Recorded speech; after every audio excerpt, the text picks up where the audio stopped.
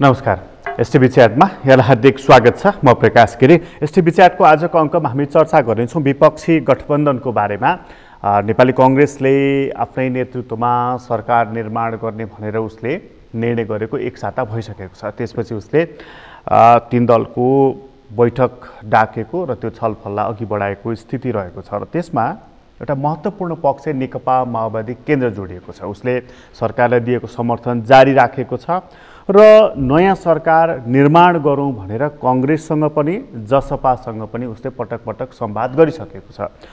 यो पहल गर्दाखेरि पनि विपक्षी गठबन्धन किन बन्न सकिरहेको छैन? हिजो सडकमा यी सबै पक्षले प्रधानमन्त्रीको पुसपासको कदम ठिक छैन, असंवैधानिक छ, गैर लोकतान्त्रिक छ भनेर भनेका थिए। तर अहिले त्यो एजेन्डामा यी पार्टी र यी पक्षहरू किन मिल्न सकिरहेका छैनन्? आजको दिनमा महत्त्वपूर्ण प्रश्न बनिरहेको छ र यो प्रश्नलाई एकछिन घोत्लिएर हेर्नु हो भनेदेखि अब विपक्षी गठबन्धन बन्ने, सरकारको विस्थापन हुने, नयाँ सरकार निर्माण हुने यो बाटो छ कि अहिलेकै सरकारलाई समर्थन फिर्ता माओवादीले लिइसकेपछि धारा 76 को 3 अनुसार ठुलो राजनीतिक दल भएको नाताले पुनः यही सरकारले सरकार सञ्चालन गर्ने र चुनावतर्फ जाने सम्भावना कुन देखिएको छ र अहिले विपक्षी गठबन्धन बन्नको लागि यो जुन अप्ठ्यारो देखा परेको छ यसको पछाडि को हो, यसको पछाडिको कारण के हो? आजको अङ्कमा हामी यसबारेमा अलि बढी जान्ने कोसिस पनि गर्नेछौँ। आज हामीसँग कुराकानीको लागि स्टुडियोमा हुनुहुन्छ नेकपा माओवादी केन्द्रका नेता देवेन्द्र पौडेल। तपाईँलाई स्वागत छ। धन्यवाद छ यहाँलाई पनि। यो प्रचण्डजीले चाहिँ बारम्बार माधव नेपाललाई भेटिराख्नु भएको छ, छलफल गरिराख्नु भएको छ र त्यही कारणले नेकपा एमालेमा बवन्डर पनि मचिरहेका छ। खासमा त्यो भेटघाट चाहिँ के को लागि रहेछ? स्वाभाविक छ त्यो भेटघाट, किनभने दुईटै पक्ष मिलेर नयाँ पार्टीको प्रक्रिया सुरुवात भएको थियो र देशैभरि कमिटी पनि एउटै बनिसकेको थियो। त्यसलाई निरन्तरता दिने प्रक्रियाको प्रसङ्गसँगै सर्वोच्च अदालतले गरेको पछिल्लो राजनीतिक निर्णय भन्छु मैले त्यसलाई, राजनीतिक निर्णय, अदालतले गरेको राजनीतिक निर्णय प्रकृतिको फैसला। किनभने रिट निवेदकले माग दाबी गरेको भन्दा फरक ठाउँमा गएर फैसला गर्थ्यो।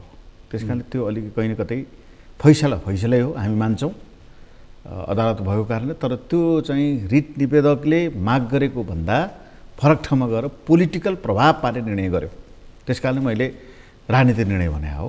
त्यो गरिसकेपछि स्वाभाविक रूपमा परिस्थिति फरक भएर माधवजीहरू पूर्ववत पार्टीमा फर्किने र प्रचण्डजी लगायत अब हामी पनि पूर्ववत पार्टीमा फर्किने स्थिति पैदा भयो। अब अहिले कानुनी हिसाबले हामीले बनाएको संविधानको व्यवस्था अनुरूप दल बदल सम्बन्धी कतिपय जटिलताका कारणले वैधानिक रूपमा प्रतिस्पर्धा गर्ने पार्टीहरू यो जटिलतालाई, कानुनी व्यवस्थालाई आत्मसात गर्नुपर्ने हुन्छ र त्यही प्रक्रिया अनुरूप उहाँहरू एमालेमा फर्किनु भयो। तर फेरि पनि अब सहकार्य, संवाद र भोलि भविष्यमा हुने कतिपय विभिन्न पक्षसँगका कुराकानीहरू आजैदेखि सुरुवात गरेर नेपालको राजनीति फरक ढङ्गले चाहिँ ध्रुवीकृत हुँदैछ।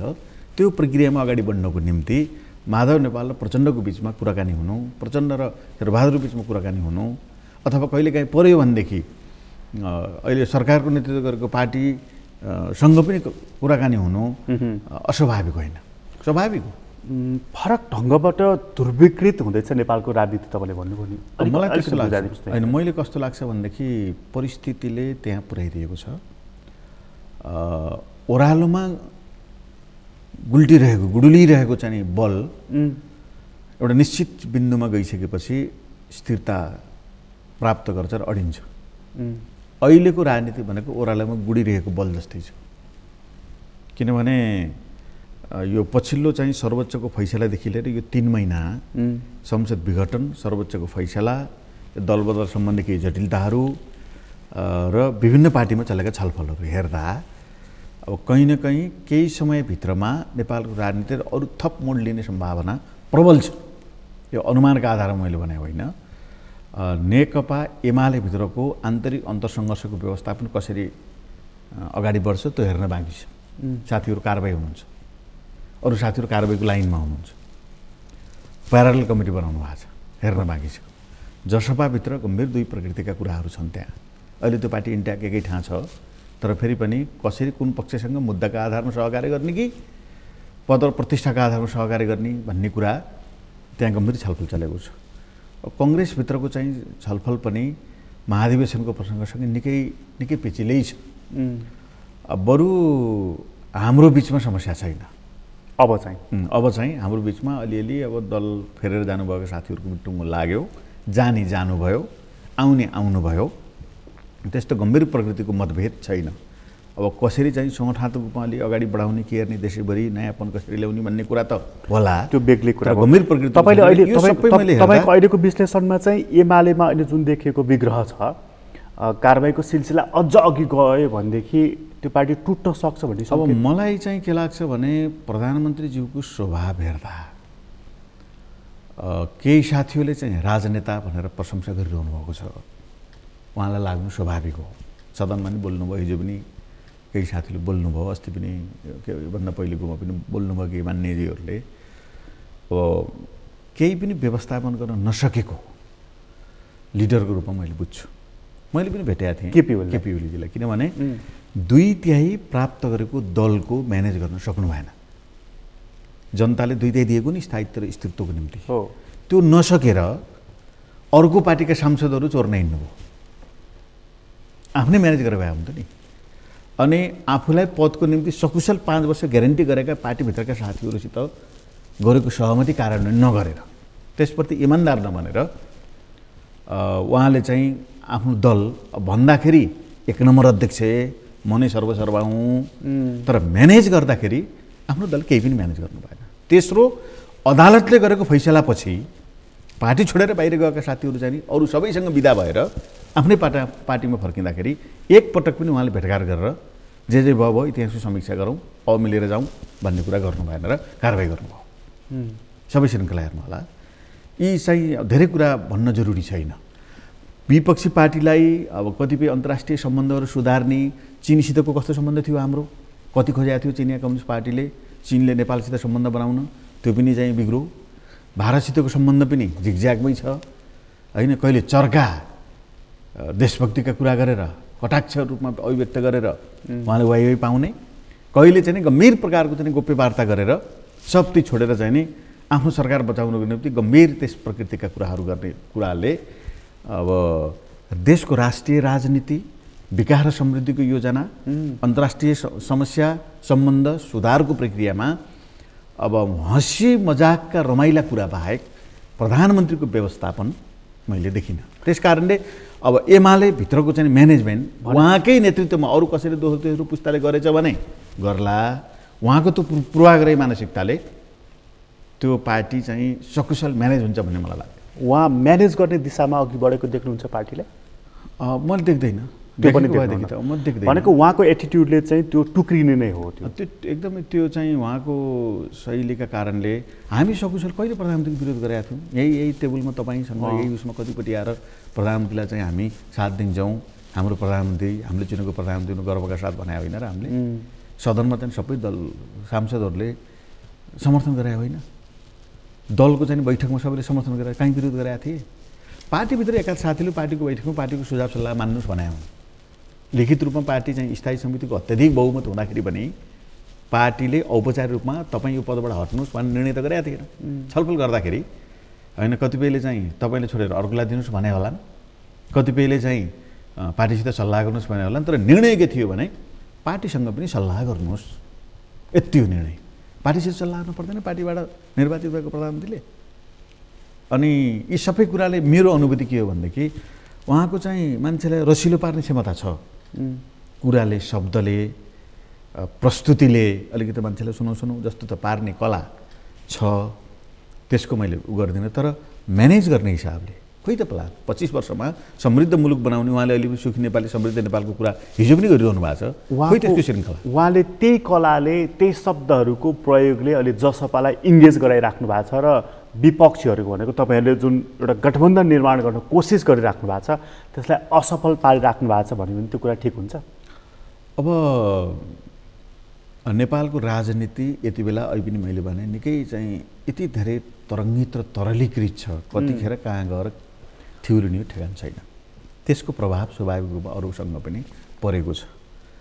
अब राजनीति निष्ठापूर्वक राजनीति विचारमा राज्यको नीति नैतिकतासहितको नीति गर्ने हो भने निश्चित उद्देश्य वरिपरि हुनुपर्छ पार्टी। निश्चित उद्देश्य, निश्चित संस्कृति, निश्चित मूल्य मान्यता वरिपरितिर हुनुपर्छ। पार्टी भनेको विचारको केन्द्र हो मैले बुझेको। अब विचारको केन्द्र नभएर पदको केन्द्र, प्रतिष्ठाको केन्द्र, कता के पाइन्छ भनेर हानालुची गरेर हिँड्ने प्रवृत्ति हाबी भयो भने केही समयसम्म पार्टी त रहन्छ, त्यो पार्टीले विचारको प्रतिनिधित्व गर्न सक्दैन। आजभोलि यदाकदा चाहिँ यस प्रकारको प्रभाव पनि बढेर गएको छ। निकै निष्ठापूर्वक कुनै पार्टीमा निकै त्याग गरेका नेताहरू एउटा सामान्य पदको निम्ति निकै लोभिएर हिँडेको हाम्रै पार्टीभित्र पनि देखियो। अब जसपाभित्र पनि त्यो प्रवृत्ति हाबी भएको हुँदाखेरि त्यस प्रकारका प्रवृत्तिहरूलाई कतै चाहिँ चलखेल बनाएर कहीँ न कहीँ उधारो कुरा गरेर अल्झाउन सकिन्छ भन्ने कुरामा प्रधानमन्त्रीले विभिन्न प्रकारका गोटी चाल्नु भएको छ र विभिन्न प्रकारका गोटी चाल्ने प्रसङ्गमा आश्वासन पनि उहाँले यति धेरै दिनुभएको छ कि त्यो आश्वासनको वरिपरि भुल्नुभयो भने अब ती साथीहरू अहिले त आश्वासनमा केही समय जानु होला, पछि मुर्गा भन्ने। तर विपक्षीहरूको गठबन्धन बन्न नदिनु भनेको चाहिँ प्रधानमन्त्रीको सफलता पनि त हो नि होइन? अब कसरी सफलता भन्ने सबै विरोधमा छन्। हेर्नुहोस् अहिले 2-4 जना आफ्नो गुटका साथीहरू बाहेक प्रधानमन्त्रीको सफलता भनेको त यत्रो 2/3 प्राप्त गरेको सरकार, यो सरकार मजासँग 5 वर्ष चलाएर हामीले भाषण गरे होइन। 25 वर्षसम्म अब कुनै पनि पार्टी आउँदैन।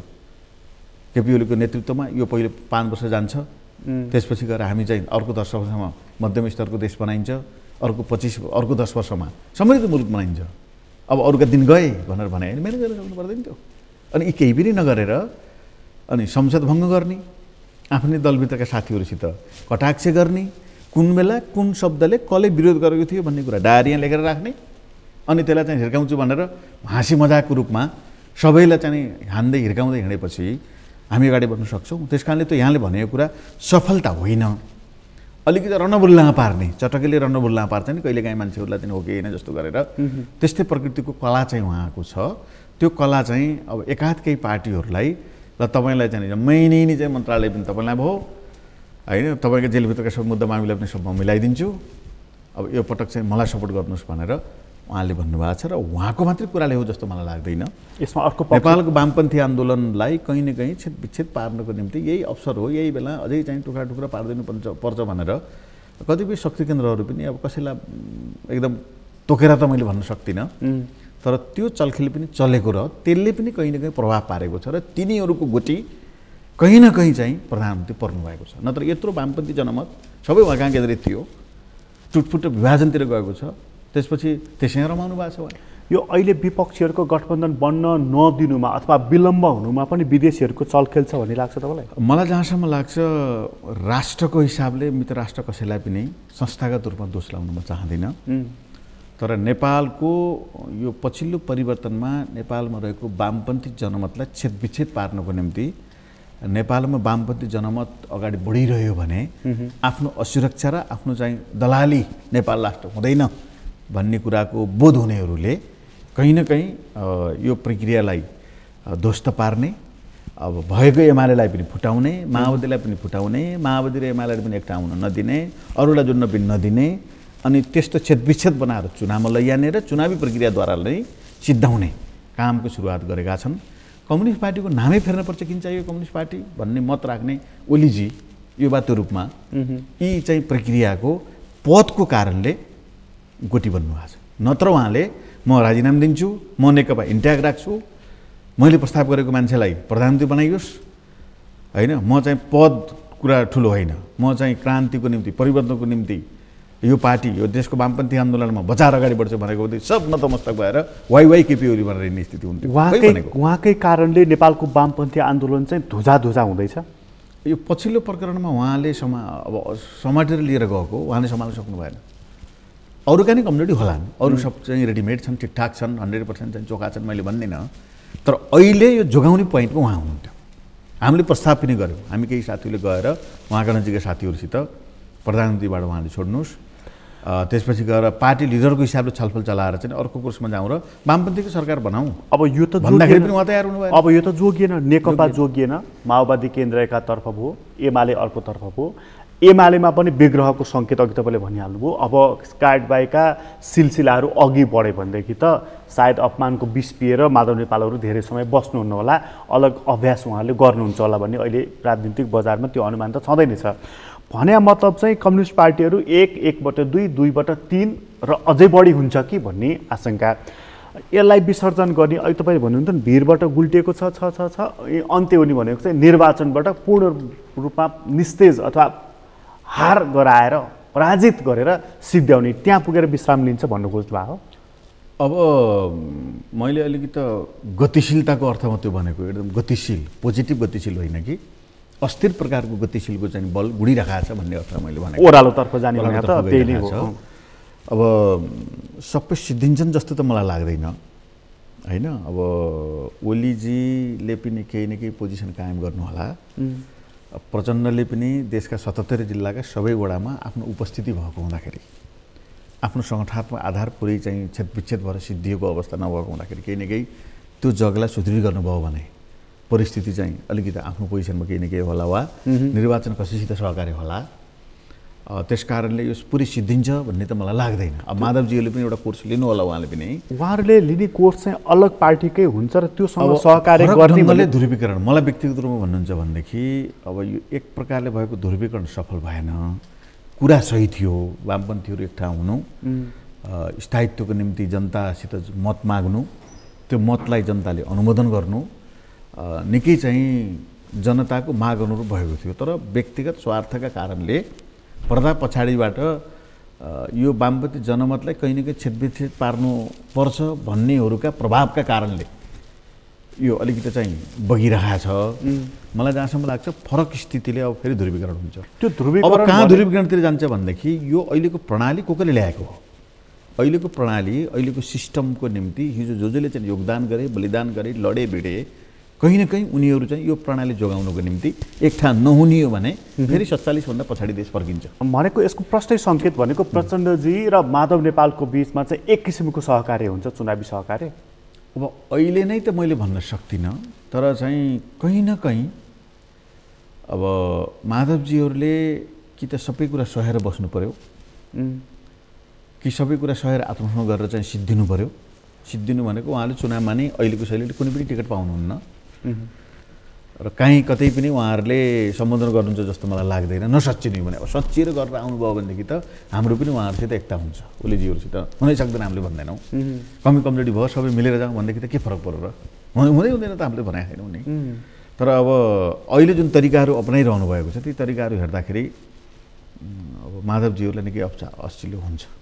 त्यसो गर्दाखेरि उहाँहरूले अलग अभ्यास गर्नै पर्ने, अलग अभ्यास अर्को बाटै छैन। उहाँहरू त्यो अलग प्यारलल बनाउँदै हिँड्नु भएको छ हो, त्यो उहाँहरूको चाहिँ बाध्यकारी स्थिति। त्यो प्यारलल बनाउनु भनेको चाहिँ नि जस्तो कम्युनिस्ट पार्टीमा पहिला विचार समूहबाट गुटबाट चाहिँ अलग अभ्यास, यही न त छ दिशा होइन भनेको। माधव नेपालहरूले त्यो बिचको बाटो भन्नुहुन्छ, गुटबाट अब प्यारलल कमिटी बनाउन थाल्नुभयो, अलग अभ्यास गर्नु। उहाँले घोषित रूपमा नै प्यारलल कमिटी बनाउँदै हिँड्नु भएको छ, घोषित घोषणा गरेरै 56 जिल्लाको चाहिँ घोषणा हेरी तपाईँले हेर्नुभयो हो। घोषित रूपमा नै उहाँले बनाउनु चाहिँ आफ्नो अस्तित्वको निम्ति मैले स्वाभाविक ठान्छु। यसको मतलब चाहिँ एक ठाउँमा काहीँ पनि कुनै ठाउँ दिनुहुन्न भनेपछि त चाहिँ कसैले पनि पार्टीमा गरेको लगानीको स्वामित्व त खोज्छ। यसको मतलब उहाँले एउटा आफ्नो पार्टीको नाउँ राख्न मात्र बाँकी छ। अब पार्टीको नाउँ चाहिँ अब झन्डै झन्डै यो निर्वाचित निकायहरू रहँदासम्म केही वैधानिक जटिलता छ। यो कोर्स पार भइसकेपछि यो यात्रा भनेको निर्वाचित भएकाहरूको समयावधि, स्थानीय चुनाव र प्रदेश र सङ्घको चुनाव भएर रहेको समयावधि सकिसकेपछि त चाहिँ अर्को ठाउँमा पुग्छौँ, अर्को चुनावमा पुग्छौँ। अर्को चुनावमा पुग्ने बेला त यो स्थिति रहँदैन। जस्तो चाहिँ 40% केन्द्रीय समितिमा वा संविधान सभा के अरे प्रतिनिधि सभामा होइन 40% नभइकन अर्को दल खोल्न पाइएन। अर्को दल नखोल्दा बित्तिकै चाहिँ निर्वाचित भएर आएको जनप्रतिनिधिहरू सम्बन्धित चाहिँ पार्टीमा मात्रै होइन कि रहँदैन, सम्बन्धित पार्टीले कारबाही गरेपछि सिद्धिने कुरा हुन्छ। यो जटिलताका कारणले उहाँहरू प्यारलल बनाउन बाध्य हुनुभएको छ। यसमा अर्को एउटा पक्ष जोडौँ, यो पक्ष क्लियर भयो। अर्को एउटा यो ध्रुवीकृत फरक ढङ्गबाट हुँदैछ है नेपालको राजनीति भन्ने सन्दर्भमा तपाईँले अघि जसपाको नाम लिँदै हुनुहुन्थ्यो, त्यो चट्ट हेर्दा एउटै देखिन्छ, विचार दृष्टिकोणको हिसाबले त्यो पनि दुई टुक्रा देखिन्छ। महन्त ठाकुर, राजेन्द्र महतो अहिले प्रधानमन्त्रीसँग निरन्तरको संवादमा हुनुहुन्छ र उहाँहरू झन्डै झन्डै सरकारलाई समर्थन गर्ने हो कि फरक ढङ्गले समर्थनका पनि विभिन्न आयामहरू हुन्छन् नि त, हो कि जस्तो देखिन्छ। बाबुराम भट्टराई, उपेन्द्र यादवहरू कुनै पनि हालतमा केपी ओलीलाई समर्थन गर्नुहुन्न, यो सरकारमा जानुहुन्न त्यो भनिराख्नु भएको छ। त्यो ध्रुवीकृत हुनु भनेको मतलब चाहिँ त्यो पनि टुक्रिने अथवा त्यसले पनि अलग अभ्यास गर्ने यो सम्भावना कति देख्नुहुन्छ? अब टुक्रियोस् दल भन्ने त हामी चाहँदैनौँ, कुनै पनि दल टुक्रिनु राम्रो होइन। तर फेरि पनि साँच्चीकै हामीले ल्याएका विधि पद्धति र प्रणालीहरूलाई जोगाएर थप उपलब्धिको निम्ति अगाडि बढ्ने हो भने गम्भीर प्रकारको नेपालमा राजनीतिक समीक्षासहित नयाँ ध्रुवीकरणको आवश्यकता छ। त्यस आधारमा मैले भनेको, त्यसमा मैले अहिले चाहिँ भने कि निष्ठाको राजनीति गर्ने कि मूल्यको राजनीति गर्ने कि पदको राजनीति गर्ने।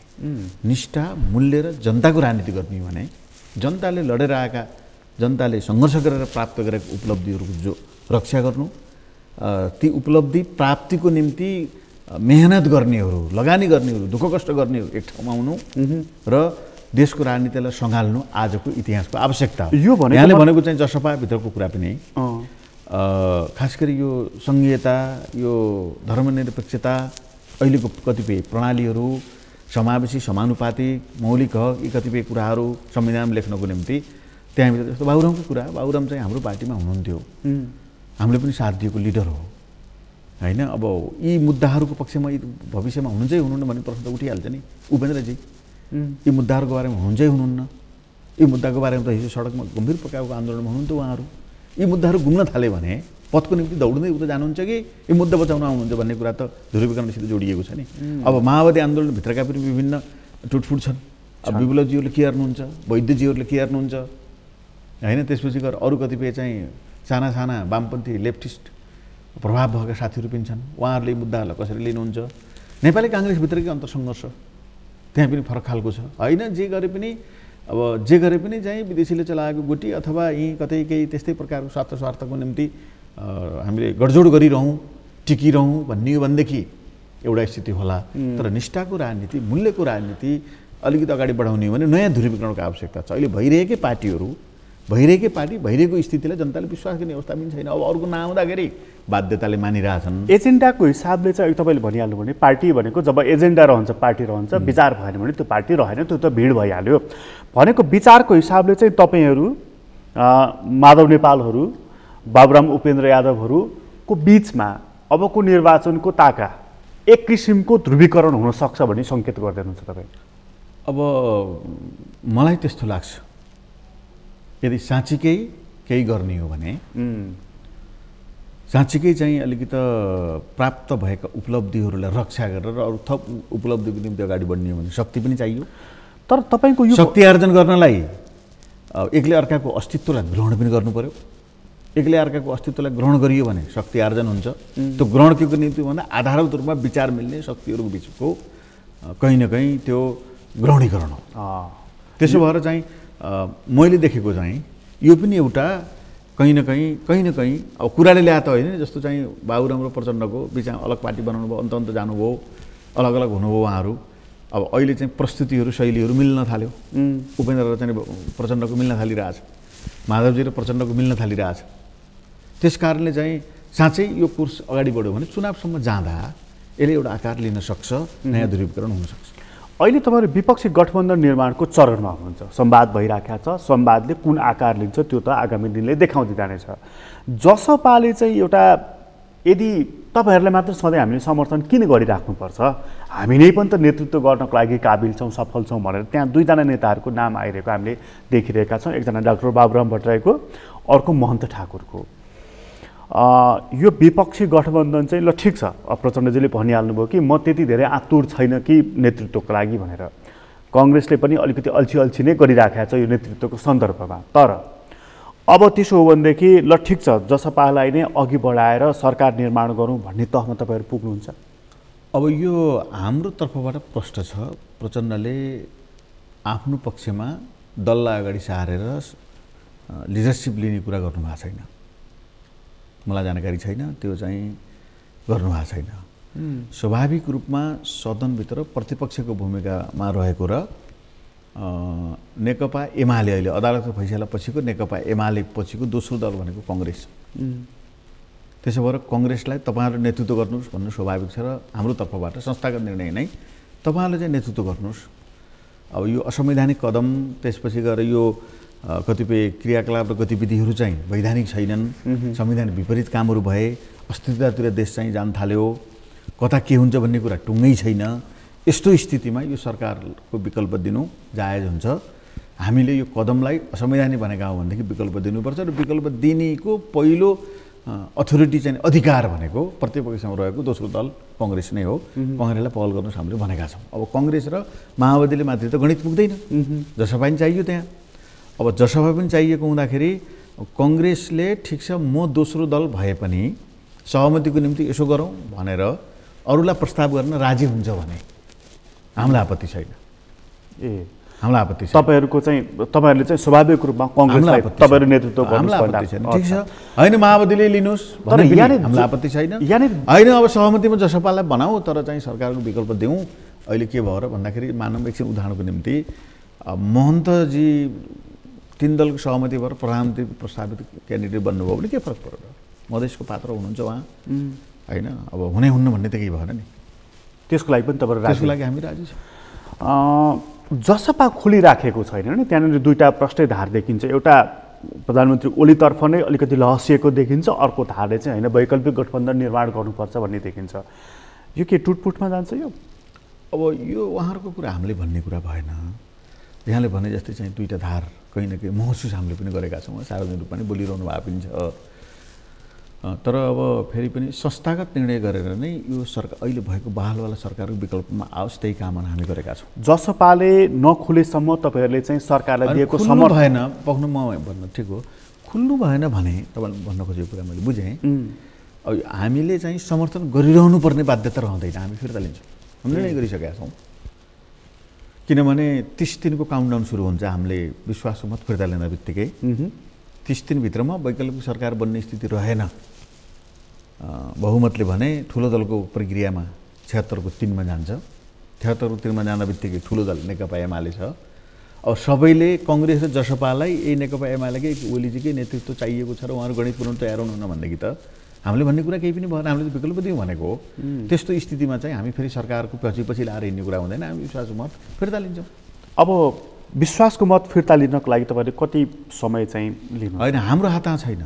हामीले त चाहिँ खालि वैकल्पिक सरकार बनाउने हो भने त्यसको सुनिश्चितता पछि हामी फिर्ता ल्याउँ।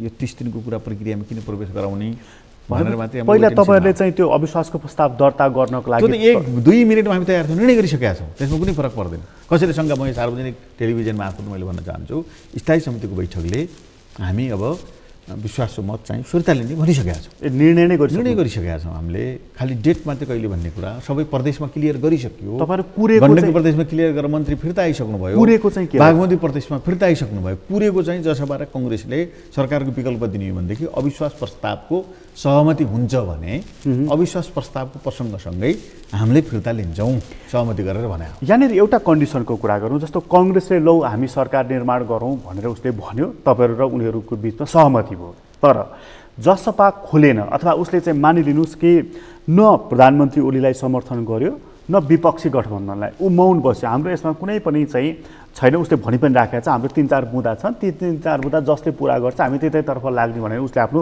बिचको भाषा बोलिराखेको छ।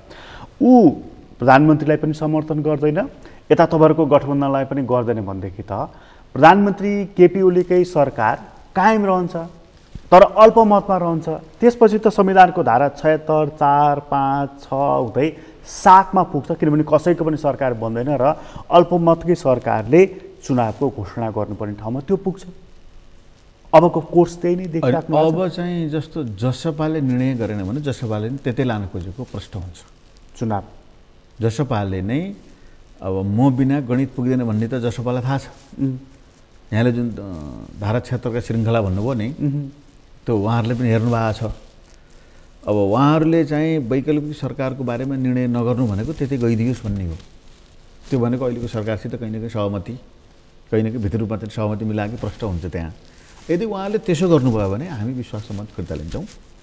हामी अब हाम्रो तरिकाको प्रतिपक्षी भएर हामी जनताको बिचमा जान्छौँ।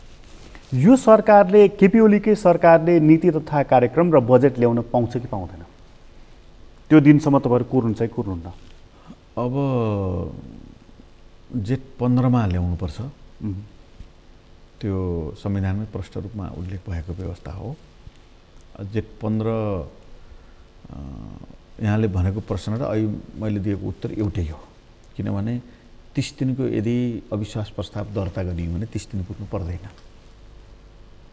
छिटै भइहाल्छ। अब होइन संयुक्त सरकार बनाउने होइन भनेदेखि चाहिँ नीति कार्यक्रम बजेटको मात्रै के प्रसङ्ग भयो र अब सरकारै अर्को वैकल्पिक सरकार सदनमा सबैले राजीनामाको माग गर्ने। हिजो पनि चाहिँ केही साथीहरूसित मेरो कुरा भएको थियो, जसपा र कङ्ग्रेसका साथीहरूसित। अब सदनमा गएर बोल्ने र राजीनामा माग गर्ने सबै दलले। गणित चाहिँ प्रधानमन्त्रीको पक्षमा छैन सदनभित्र, तर गणित प्रयोग गर्न तयार नहुने भनेको त अक्रमण्य हो नि होइन? त्यस्तो अक्रमण्यता चाहिँ तपाईँले नराख्नुहोस्, क्लियर गर्नुहोस्, हामी त तयार छौँ भनेका छौँ क्या हामीले। अब आज पनि सायद वार्ता छ। अब शेरबहादुरले 3 दललाई बोलाउनु भएको छ वार्ता गरौँ भनेर, आफ्नो दलसहित अरू थप 2 दललाई। अब त्यसले एउटा छनक देला। अब कुनै पनि अर्को सरकार दिने स्थिति भएन भने मैले अहिले पनि भने म दोहोऱ्याएर भन्न चाहन्छु, नेकपा माओवादी केन्द्र सरकारको पिछल्लो गोबर बस्दैन।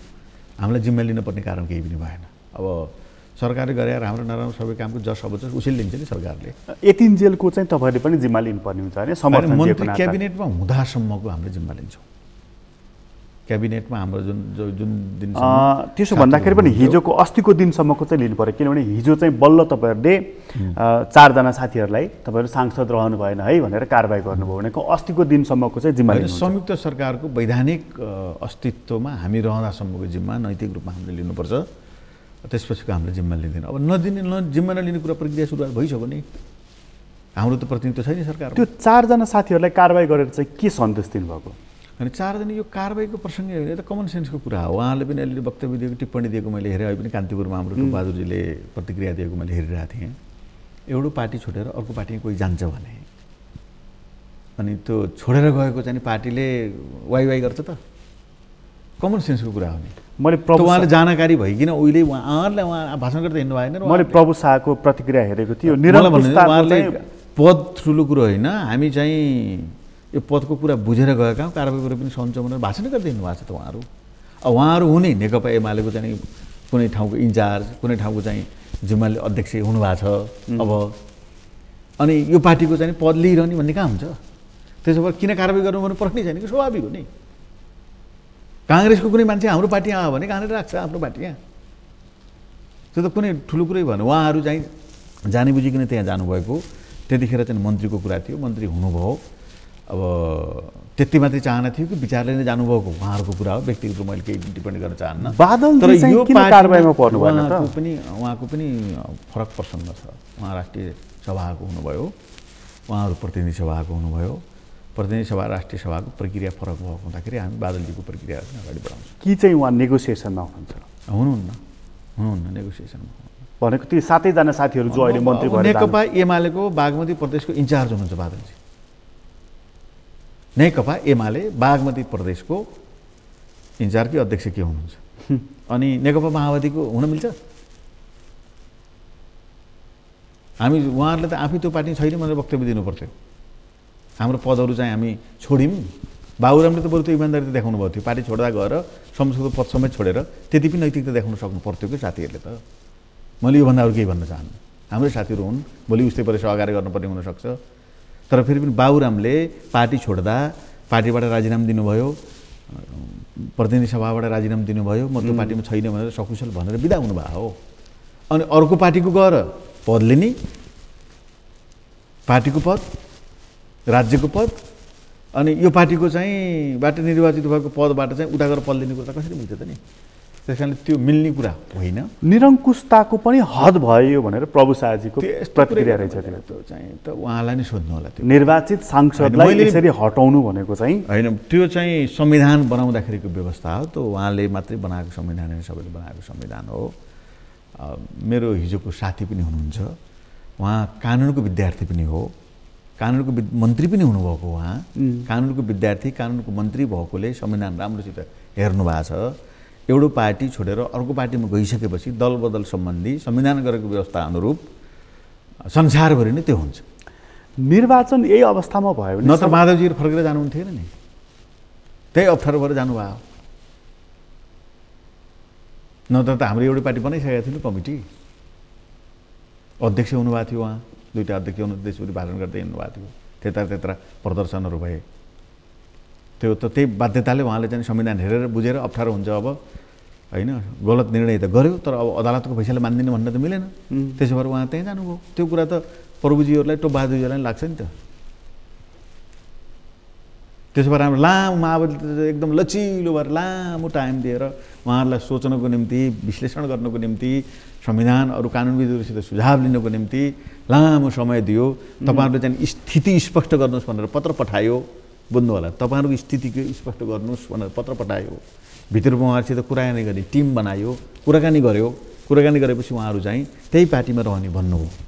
जहाँ छौँ हामी त्यहीँ छौँ भनेको हुँदा अब अनि यो पार्टीमा छ उहाँहरू हुनुहुन्छ भन्न मिल्यो त? अनि त्यो बारेमा निरङ्कुश भए ऊ भए भन्ने कुरा चाहिँ मिल्दैन। आजको मितिमा चाहिँ चुनावमा जाँदाखेरि चाहिँ सबैभन्दा घाटा तपाईँहरूलाई हुन्छ? घाटा हुँदैन,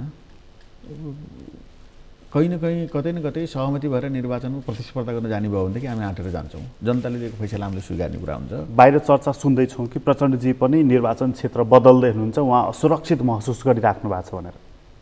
अब त्यो चाहिँ प्रचण्डलाई आलोचना गर्नेहरूले भन्ने कुरा, कुनै पनि लिडरको चाहिँ निर्वाचन क्षेत्र सुरक्षित छैन। मैले त देख्छु प्रधानमन्त्रीजीको पनि निर्वाचन क्षेत्र त्यहीँबाट लड्ने भने सुरक्षित छैन। हिजो पनि चाहिँ राप्रपा त्यसपछि गएर माओवादी केन्द्र र उहाँहरू मिलेर निर्वाचन जितेको सुरक्षित छैन। प्रचण्डजीको पनि सुरक्षित छैन, प्रतिस्पर्धा जाने हो, जहाँ गयो नि त प्रतिस्पर्धा जाने हो। शेरबहादुरजीको पनि अब हिजोको स्थितिमा त उहाँ कन्टिन्यू जित्नु भएको छ, के हुन्छ भन्न सकिँदैन। त्यस कारणले चुनावमा जाने भनेपछि पहिले नै जितको ग्यारेन्टी त कसको हुन्छ र? रिस्क बोल्न जाने न हो। त्यसो भएर त्यो प्रचण्डको मात्रै चाहिँ निर्वाचन क्षेत्र बदल्दै हुनुहुन्छ भन्ने कुरा सही हो? उहाँ चितवनबाट सिन्धुलीतर्फ जाँदै हुनुहुन्छ भन्ने कुरा होइन, त्यो चाहिँ पनि टिप्पणी हुन्। टिप्पणीले फेसबुकमा गर्ने टिप्पणीहरूले अहिले रुकमा जाँदाखेरि ल अब प्रचण्ड चाहिँ अब कहीँबाट नजित्ने भएर यता जान थाल्नुभयो भन्ने टिप्पणी गरेका छन्। उहाँ अस्ति सिन्धुली जाँदा सिन्धुली बनाउन थाल्नुभयो भन्ने कुरा गरेका छन्। मधेस जाँदा मधेस बनाउनु भयो भन्ने थालेका छन्। अब अहिले त्यस्तो कुरा होइन। अहिले उहाँ चितवनबाटै निर्वाचित जनप्रतिनिधि हो। मलाई जहाँसम्म लाग्छ चितवनकै जनताले अब कहीँ न कहीँ अब उहाँको बारेमा फैसला गर्छ।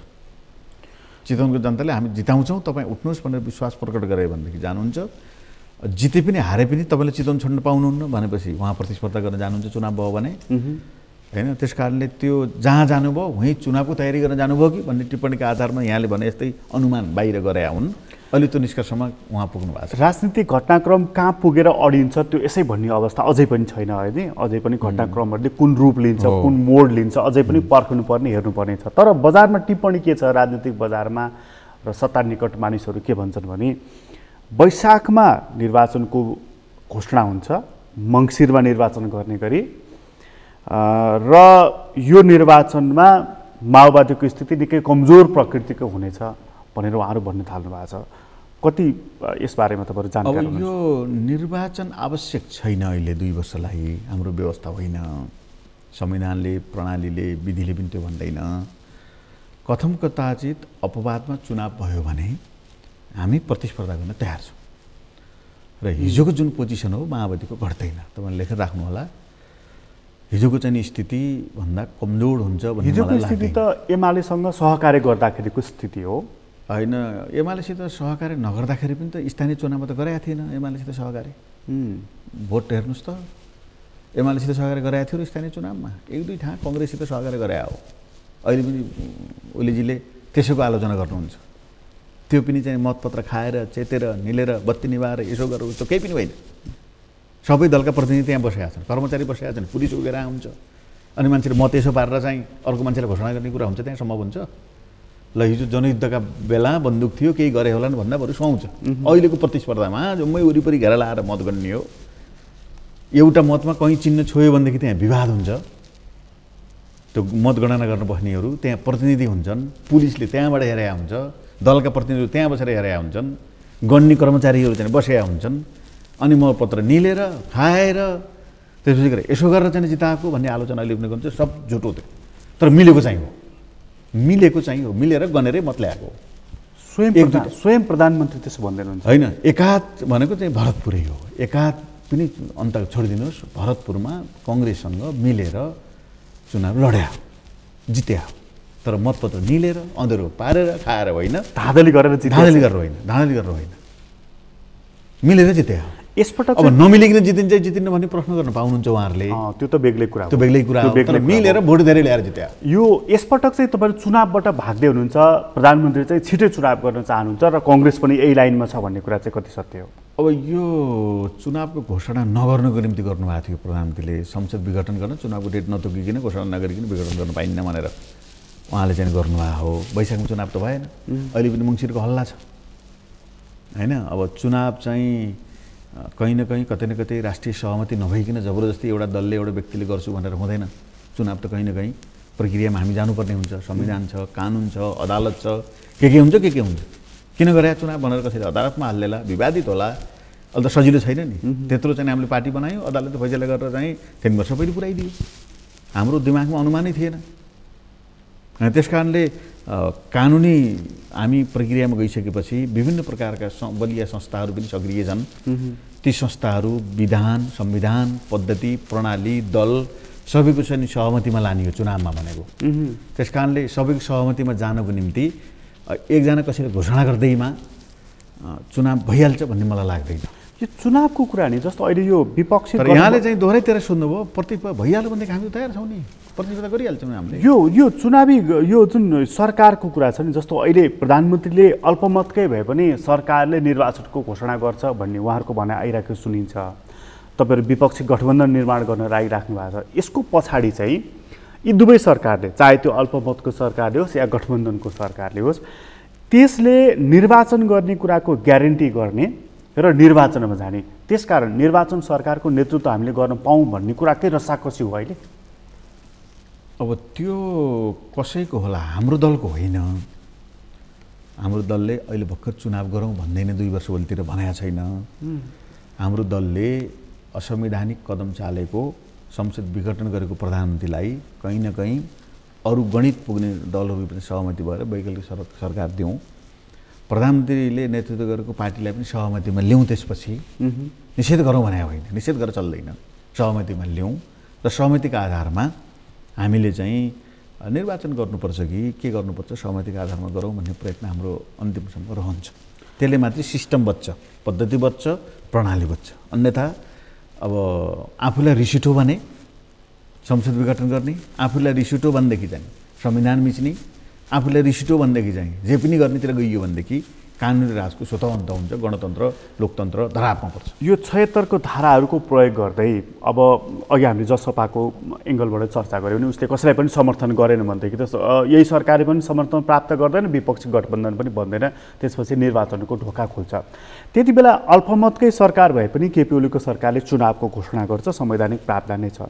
उहाँको नेतृत्वको सरकारले गराएको चुनाव तपाईँहरूलाई मान्य हुन्छ कि हुँदैन? अब चुनाव चाहिँ हामीले यो प्रक्रियामा आइसकेपछि चुनाव नमान्ने भन्ने कुरा हुँदैन। सदनभित्रका दलहरूले कहीँ कतै पनि वैकल्पिक सरकारको उपस्थिति प्रकट गर्न सकेनन् भनेदेखि स्वाभाविक रूपमा संविधानमा गरिएको व्यवस्था अनुरूपको श्रृङ्खला पार गरेर कुनै पनि सरकार, यही सरकारको निरन्तरता पनि हुनसक्छ र त्यसले चुनावमा लग्यो भनेदेखि हामी चाहिँ आलोचनाका बावजुद पनि हामी प्रतिस्पर्धामा जान्छौँ। चुनाव बहिष्कार गर्ने, अर्को बाटो लिने भन्ने कोर्समा हामी अहिले छैनौँ। जनतामा हामी जान्छौँ र मलाई विश्वास छ अरू मान्छेले टिप्पणी गरे यस्तो हुँदैन। एकै दिनमा सबै चाहिँ तपाईँको 77 जिल्लामा माओवादीले कार्यालय खोल्यो नि नभनिकन। अस्ति पनि म गाउँतिर गएर आएँ, हामीलाई हेला गर्यो, हामीलाई चाहिँ उपेक्षा गर्यो, अन्त अरू मान्छे कुन्दैन, हामी जिउँदा जाग्दैछौँ अहिले पनि, हामीलाई सम्हाल भन्ने चाहिँ ठुलो पङ्क्ति छ माओवादी जो आन्दोलनमा लागेको। ती सबै पङ्क्तिले सम्हालियो भने अरूले टिप्पणी गरे जस्तो कमजोर हुन्छ जस्तो मलाई लाग्दैन। छन् त त्यसै पनि भनेपछि चुनाव चाहिँ वैधानिक रूपमा चुनाव भयो भने हामी प्रतिस्पर्धा गर्न जुन सरकारले गराए पनि त्यसमा तपाईँहरूलाई आपत्तिको विषय हुँदैन भनेको प्रधानमन्त्री केपी ओलीको सन्दर्भमा पनि तपाईँहरूको रिजर्भेसन केपी ओलीको विकल्पमा अर्को सरकार बनेन र यही श्रृङ्खला गरेर चुनावमा घोषणा भयो भने पनि टिप्पणी गरौँला, आलोचना गरौँला, विमति राखौँला, तर चुनावमा हामी जान्छौँ, प्रतिस्पर्धा हामी जान्छौँ। किन डरौँ? त्यो तपाईँहरू अहिले जुन विपक्षी गठबन्धन निर्माण गर्ने अलिकति ढुक्क देखेँ मैले तपाईँलाई कि गठबन्धन निर्माण हुन्छ सरकार बन्छ भनेर भनेको अब बन्ने नयाँ सरकारले बजेट ल्याउँछ कि यही सरकारले ल्याउँछ? होइन, यो चाहिँ कस्तो भनेदेखि कि त साथीहरूले भन्नु भएन सरकार यही ठिकै छ हाम्रो समर्थन रहन्छ भन्नु पर्यो। त्यो राजीनामा भन्ने शब्द गल्ती गरियो, असंवैधानिक भन्ने कुरा पनि गल्ती गरियो। सरकार ठिकै रहेछ नि त, राम्रै रहेछ, यो सरकारलाई हाम्रो समर्थन भइरहन्छ, अगाडि बढ्नुहोस् भन्नु पऱ्यो नि त उहाँहरूले। होइन भनेदेखि विकल्प दिनु पऱ्यो नि। हिजो पनि सुन्नुभयो नि, नेपाली काङ्ग्रेस र चाहिँ जसपाका साथीहरू विरोध गरेर बोलिरहनु भएको छ। सरकारको विरोध पनि गर्ने, असंवैधानिक कदम हो पनि भन्ने, सडकमा पनि जाने, त्यसपछि विकल्प पनि दिन तयार नहुने हो भनेदेखि त्यो जतिको चाहिँ राजनीतिमा अकर्मण्यता अरू केही पनि हुँदैन। त्यस कारणले म आशावादी छु। त्यो अकर्मण्यता मात्रै हुँदैन, अयोग्यता पनि हुन्छ नि। ठिकै हो, यहाँले भने अयोग्यता पनि हुन्छ, त्यो नैतिक पनि हुँदैन। समर्थन गरियो भन्नुपर्छ उहाँहरूले। त्यसो भए अब राजीनामा माग्नुहुन्न, किन माग्ने राजीनामा? त्यही त भनिरहनु भएको छ, प्रधानमन्त्री भनेको कुरा त्यो साँचो हो। राजीनामा माग्नुहुन्छ, हटाउन तयार हुनुहुन्न भन्नुभएको छ नि उहाँले। त्यो कुरा साँच्चै हो नि, र किन माग्ने राजीनामा? उसो भए ठिक छ, उहाँ महानै हुनुहुन्छ, भयङ्करै हुनुहुन्छ, गरिरहनु भएको छ, हाम्रो सपोर्ट छ भन्नु पऱ्यो नि त हामीले सबैले। होइन राजीनामा दियो भन्ने भनेदेखि त चाहिँ अल्पमत भएको चाहिँ सरकारले हटाउन तयार हुनु पऱ्यो। अनि अर्को प्रधानमन्त्री दिनै पनि नसक्ने, राजीनामा चाहिँ पनि माग्ने कुरा कहीँ हुन्छ हो? त्यो कुरा चाहिँ जसपा र कङ्ग्रेसले क्लियर गर्नुपर्छ। यसमा सबभन्दा बढी क्लियर हुनुपर्ने को? जसपा। कङ्ग्रेसले चाहिँ मैले बुझेअनुसार केही 1 हप्ता पहिले निर्णय गर्यो उसले संस्थागत रूपमा। अब त्यो पोजिटिभै कुरा हो। जसपाले संस्थागत निर्णय गरेको हामीले पाएका छैनौँ। उहाँहरूसित हाम्रो अनुरोध छ, उहाँहरूले निर्णय गर्नुपर्छ। हामीले त निर्णय गरिसकेका छौँ, हाम्रो केही आपत्ति छैन, हामी क्लियर छौँ। जसपा चाहिँ अड्डिनुको कारण के हो त? ऊ निर्णय गर्न नसकिकन एकदम अब त्यो त अब हामीले विश्लेषण गर्ने कुरा भएन। कहीँ न कहीँ कतै न केही न केही होला उहाँहरूको चाहिँ पर्दा पछाडिको खेल, अगाडिको खेल, पदका कुरा, मन्त्रीका कुरा। 12जना 15जना मन्त्री चाहिँ तपाईँहरूले बनाइदिन्छु भनेर दिनौँ वार्ता गरिरहनु भएको छ। ओहो भन्ने पनि होला, नभएका साथीहरू मान्नेहरूलाई आशा पनि होला। त्यसपछि यतै गठबन्धन बनाइयो भनेदेखि चाहिँ फाइदा हुन्छ भन्ने पनि होला। होइन, अब अर्को गठबन्धनभन्दा 3टाको हुँदा के हो बरु 2टाको भयो भने भन्ने पनि होला। अब कतै चाहिँ कहीँ न कहीँ अल्लाइराखौँ भनेर कसैले पनि उहाँहरूलाई प्रभाव पार्न खोज्नु भए पनि होला। सीमा पार अब नभनौँ, सीमा पार किन भन्ने? सीमा पारकाहरू यी सीमाभित्रै आएर गरे पनि हुन सक्छन्। यी सबै चलखेलको गोटी बन्न हुन्न। जसपा नयाँ पार्टी हो, उसले एउटा निश्चित मुद्दा एजेन्डामा अगाडि बढ्नुपर्छ र आफ्नो पोजिसन क्लियर गरेर अगाडि बढ्नुपर्छ। जसपाले यो फुटुस भन्ने म चाहन्न। संस्थागत रूपमा नै यो सरकारको विकल्प दिएर जाने, त्यही आफ्नो मुद्दा त्यही हल गरे भयो नि। आफै चाहिँ पहलमा बनेको सरकारबाट समस्या हल गरेर अगाडि बढ्दा हुन्छ नि। तपाईँहरूले विपक्षी गठबन्धनतर्फ तान्ने, प्रधानमन्त्रीले यही सरकारलाई समर्थन दिनको लागि कोसिस गर्ने तान्ने, जसपाको 2 हात नि, एउटा तपाईँहरूले तान्ने, अर्को प्रधानमन्त्रीले तान्दाखेरि त स्वाभाविक छ नि। पोलिटिक्स हो, उहाँहरूले निर्णय गर्नुपर्छ। होइन, उहाँहरूले हामीले तान्न खोजेको भन्दा पनि उहाँहरूले यो कदम वैधानिक छैन भनेर अझ बढी चाहिँ आन्दोलनमा उहाँहरू पनि भाग लिनुभयो। जुलुसमा उहाँहरूले गरे भाषण एकचोटि रिपिट गरेर हेर्नुभयो भने सँगै संयुक्त आन्दोलन गरेका थिएनौँ, तर आन्दोलनमा त हुनुहुन्थ्यो उहाँहरू। अलग अलग भए पनि आन्दोलनमा हुनुहुन्थ्यो नि। सबभन्दा विरोध गर्नुभएको छ, कुरा त एउटै थियो। अनि त्यो आन्दोलनमा गरेको कुरा एउटै हो भने विकल्प दिन तयार हुनु परेन। यो रस्साकसीले त्यो जसपा फुटको त सङ्घारमा पुग्ने भयो नि त। त्यसो भएदेखि त नफुटोस्, फुट चाहन्नौँ हामीले, किनभने भर्खर बनाएको पार्टी हो। उहाँले संस्थागत निर्णय गरेर सरकारमा सहभागी बनेर उहाँहरूले उठाएका मुद्दाहरू चाहिँ आफै सरकारमा बसेर हल गर्नु नै सकुशल उहाँको यात्रा हुन्छ। तपाईँहरू फुट चाहनुहुन्न, प्रधानमन्त्रीलाई त उहाँहरूको धेरै भोट पनि चाहिएको छैन। 16-17 प्रधानमन्त्री अस्ति नै उहाँहरूको पार्टी फुटाउनु हिँड्नुभएको थियो। सिँगै चाहिँ नेकपा भएर दुईटै हुँदै पनि यहाँलाई थाहा छ नि, जनता सबैलाई थाहा छ नि, उहाँहरूको पार्टी फुटाएर के प्रकरण घटे। त्यो चाहिँ त उति बेलैदेखिको त्यो श्रृङ्खलाले पनि जोडिएको छ। उहाँहरूलाई प्रधानमन्त्रीलाई अहिले पनि सिँगै भोट चाहिएको छैन। जसपाको थोरै आधा भोट भए पनि पुग्छ उहाँलाई। 121 प्रधानमन्त्रीको अहिले पनि सुरक्षित छ र 38 पुर्याउने हो। त्यसको लागि धेरै मत उहाँलाई 15-16 भोट भए पुग्छ भनेको पार्टी फुटाएर भने पनि उहाँले समर्थन लिनुहुन्छ, त्यो तयारीमा हुनुहुन्छ।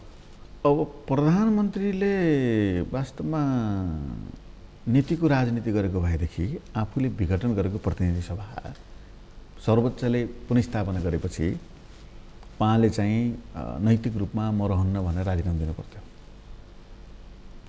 अब उहाँले त नदिएर चाहिँ यिनी सबै तानाबानामा हुनुहुन्छ। बढी जाने भनेको पोलिटिक्समा चाहिँ मदन भण्डारीको नाम लिनुहुन्छ उहाँहरू, पोलिटिक्समा पुष्पलालको नाम लिनुहुन्छ। सायद उहाँहरू भएको भए गर्नुहुन्थ्यो होला, यस्तो गर्नुहुन्थ्यो होला मदन भण्डारी भएको भए।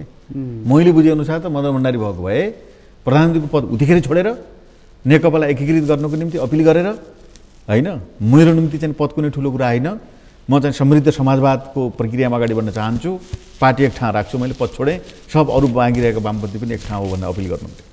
त्यो स्पिडको व्यक्तित्व हुनुहुन्थ्यो उहाँ। त्यस कारणले मनमोहनहरूसित एकता भएको, अहिलेको तरिका भएको भएदेखि हुन्थ्यो। त्यसो भएर अब जोसँग पनि अब त्यो पनि बढीमा तर्काउँदै लिएर गए जाने भनेको अब 2 वर्ष हो, 3 वर्ष त गइसक्यो, अब 2 वर्ष हो जाने। अब त्यसले चाहिँ आदर्शको राजनीति, मूल्य मान्यताको राजनीति प्रतिनिधित्व हुन्छ त? सानो घटना हो, एक पत्रकारको चुनावले देखाएन, घटना सानो हो, यसबाट हौसिएर मैले भने होइन। अरू पक्ष पनि छन् भन्ने कुरो देखायो नि त, अरू पक्ष पनि छन्, कहीँ न कहीँ अरूको पनि उपस्थिति छ भन्ने कुरा नेपालमा, अरूको पनि जनमत छ, अरूले पनि पोलिटिक्स गरिरहेका छन्। सबै कुरा चाहिँ जे पनि मैले भनेको मात्रै हुन्छ, अरू सब केही पनि होइन भनेर अगाडि बढ्छ त हो। त्यो बढी गरे, मलाई सोध्नुभयो यहाँले भनेदेखि बढी गर्न सक्यो भनेको 2 वर्ष। तपाईँले प्रतिक्रान्तिको बाटोमा चाहिँ प्रधानमन्त्री जानुहुन्छ भनेर चाहिँ किन आरोप लगाइराख्नु भएको छ? होइन, यो क्रान्तिको बाटो हो त, यो क्रान्तिको बाटो भएको भएदेखि त उहाँले चाहिँ आफ्नो पार्टीलाई इन्ट्याग राख्ने, प्रचण्डलाई नि कहीँ न कहीँ भएको सहमति अनुरूप इमानदारपूर्वक चाहिँ सँगै लिएर हिँड्ने, आफूसित सहकार्य गरेको माधवजीलाई सँगै लिएर हिँड्ने, उहाँले भनेको सुखी नेपाली र समृद्ध नेपालको नारालाई होइन, अब यो 5 वर्षमा पूर्वाधारको प्रक्रियामा म अगाडि बढाउँछु, अर्को 10 वर्षमा यसरी बढाउँछु भनेर चाहिँ अर्को थप 5 वर्ष पनि मलाई दिनुहोस् है प्रधानमन्त्री भनेर माग गर्ने, बरु पदै चाहिएको भए र म देशलाई केही गरेर देखाउँछु होइन, मलाई दिनुहोस्, मैले सुरुवात गरेको छु, यही चाहिँ 5 वर्षमा मैले गरेँ, यहाँ पुर्याएँ, अब थप 5 वर्ष भयो भनेदेखि मैले अगाडि पुऱ्याउँछु, त्यसपछि अर्को पुस्तालाई म छोडिदिन्छु भनेर त्यो कोर्समा पो लानु पर्छ त। भाँडाया छ, उता पनि भाँडाया छ, उता पनि भाँडाया छ, अरू पार्टी पनि फुटाउन हिँडेको छ, गज्याङ र मज्याङ गरेको छ। अनि त्यसपछि यो क्रान्तिकारी बाटो हो त, यो विसर्जनको बाटो, यो त विसर्जनको बाटो हो। यो त पद प्रतिष्ठाको निम्ति जे पनि गर्ने मान्छेलाई पद यति धेरै बाँड्नुभएको छ उहाँहरूले, पद बाटै पछि केन्द्रीय सदस्य के अरे मान्छे पछि चाहिँ राज्य मन्त्री सबैलाई चाहिँ नियुक्ति दिन्छु, त्यसपछि दिन्छु भन्ने अरू पार्टी हुडल्ने गज्याङ र मज्याङ पार्ने जुन खेल उहाँहरूले गरिरहनु भएको छ, यो क्रान्तिको बाटो होइन। यो चाहिँ अस्वस्थ चाहिँ कम्युनिस्ट पार्टीको भाषामा प्रतिक्रान्तिकारीहरूले अरू त्यस प्रकृतिका पार्टीहरूले गर्ने प्रतिस्पर्धा, सम्भवतः कङ्ग्रेसले पनि यस्तो गराए, नेपाली कङ्ग्रेसले पनि एकपटक चाहिँ 2/3 सम्हाल्न सकेन त उसको आफ्नो समीक्षा गरोस्, तर नेपाली कङ्ग्रेसले पनि अलिकति मूल्यको राजनीति गर्छ।